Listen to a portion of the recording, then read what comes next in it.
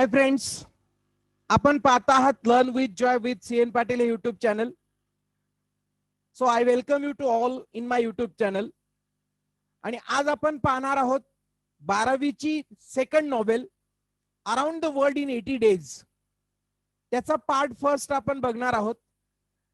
Novel मोठी असल्यामुळे आपण त्याचे 4 पार्ट मध्ये डिवाइड केलेले आहे. त्यांना त्याचे आपल्याला अभ्यासाला 34, 35, 36 अँड 37 हे 4 चॅप्टर्स आहेत.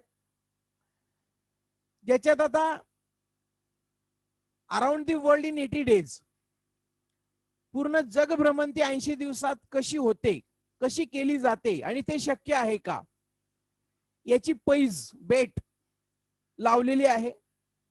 आणि तशा पद्धतीने जग भ्रमंतीला या नॉवेलचा हिरो तो निघालेला आहे. So what happens afterwards we will see in the novel in different parts. But before that, let us think about the novelist. So Jules Gabriel one, he was born in 1828 and died in 1905. He was a French novelist, poet and playwright. Jules Gabriel one यांचा जन्म 1828 मध्ये आणि मृत्यू 1905 मध्ये झाला.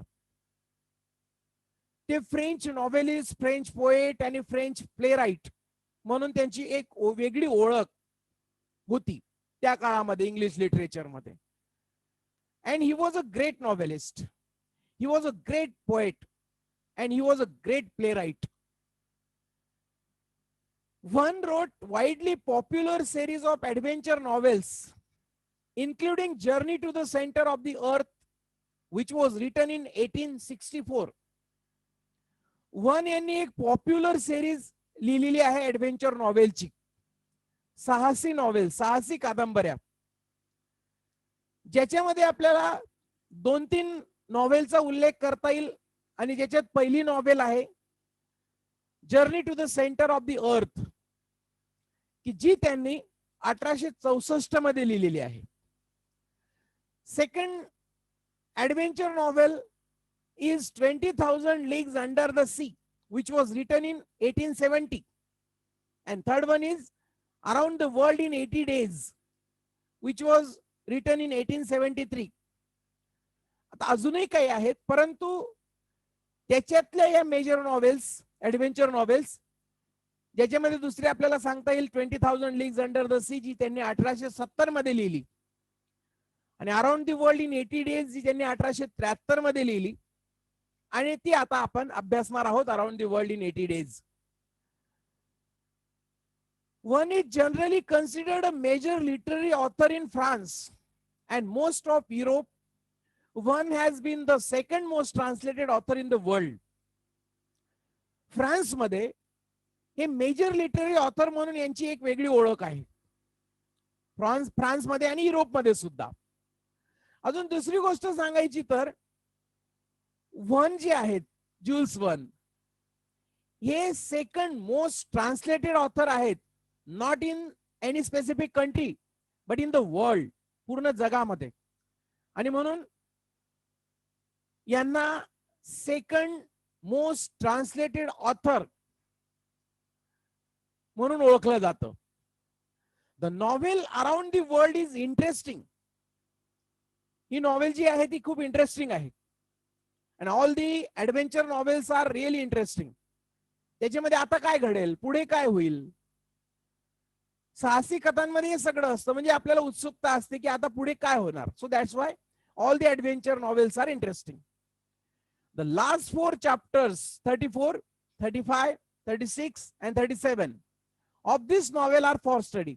Novel तर तशी खूप मोठी आहे, 37 चॅप्टर्स आहे त्याच्यामध्ये, but only 4 chapters are for the study for 12th standard.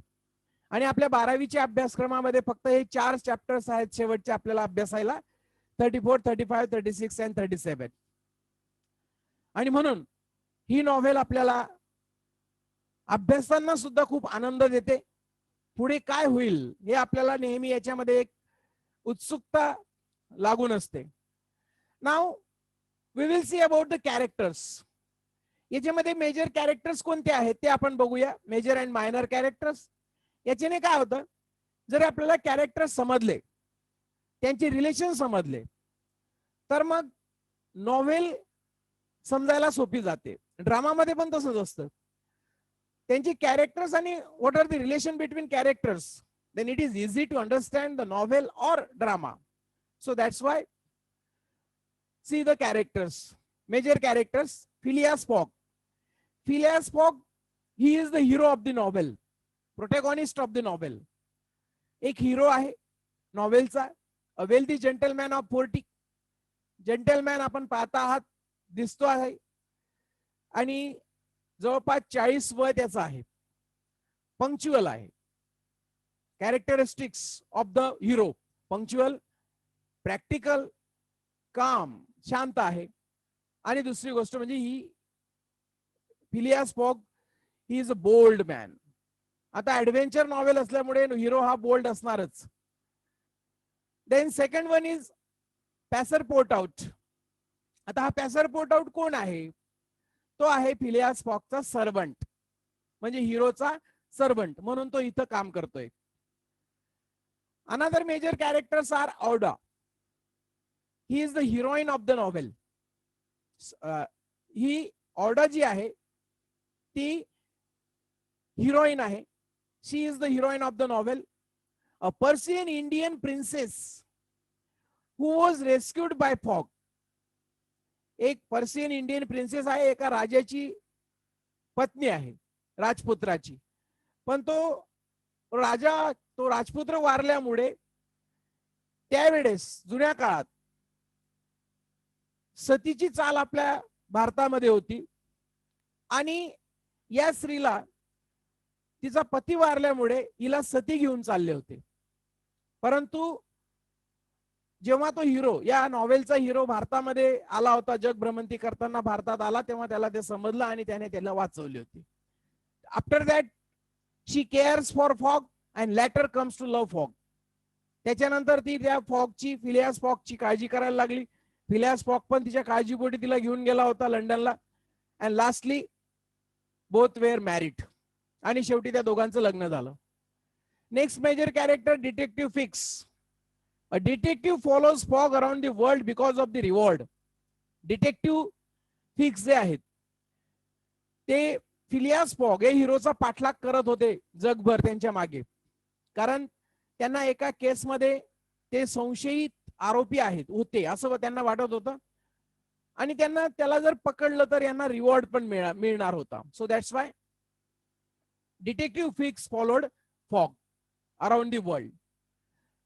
Then some are the minor characters.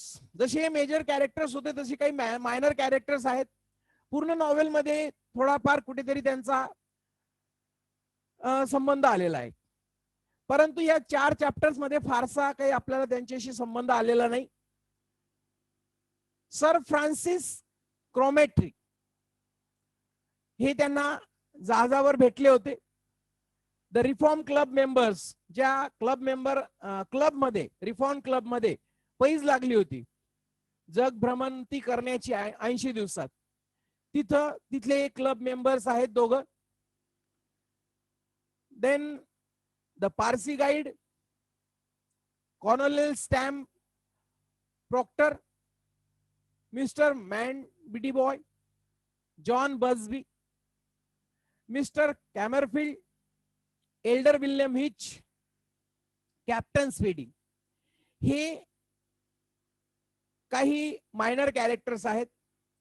आता आपण याच्यामध्ये या पार्ट फर्स्ट मध्ये नॉवेलिस्ट विषयी माहिती, त्याच्यानंतर कॅरेक्टर्स कोणते कोणते आहेत ते पाहिलं. But we will start actual novel in the second part.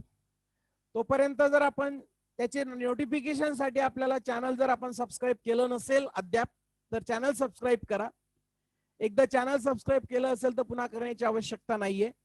आणि मात्र remember one thing, share this video to 12th standard students. It is very very important. एकदा तुम्ही चॅनल सबस्क्राईब केलं नाही तरी चालेल, परंतु हा 12वीच्या विद्यार्थ्यांना हा व्हिडिओ शेअर करा, त्यांना त्याची आवश्यकता आहे. So Lastly, I am thankful to you all for watching my video.